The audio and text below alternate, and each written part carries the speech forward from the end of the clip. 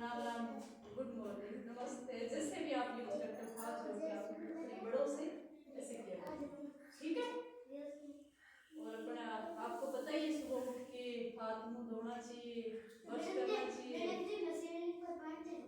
हाँ नहाना चाहिए, उसके बाद में नाश्ता करके फिर बाद में स्कूल आना चाहिए।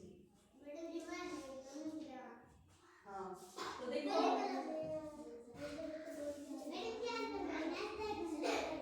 अपने ऐसे कई वर्ड है इंग्लिश के, वो आपको मैं ये चार्ट है इसके अकॉर्डिंग आपको बताऊंगी, आपको सुनना है और ध्यान से और फॉलो करना है और देखना है कि ये किसके बारे में क्या कह रहा है और किसको अपने कैसे रहना चाहिए, ठीक है।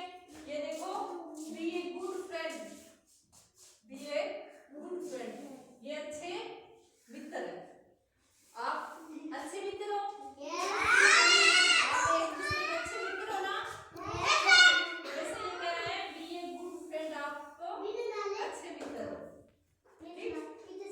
हेल्प अदर, एक दूसरे की सहायता करनी चाहिए, एक दूसरे की सहायता करनी चाहिए ना। मान लो कोई किसी मुसीबत में हो और अगर किसी को आपकी हेल्प चाहिए तो आपको सहायता करनी चाहिए ना, उसकी करनी चाहिए ना, या नहीं करनी चाहिए, नहीं करनी चाहिए, करनी चाहिए।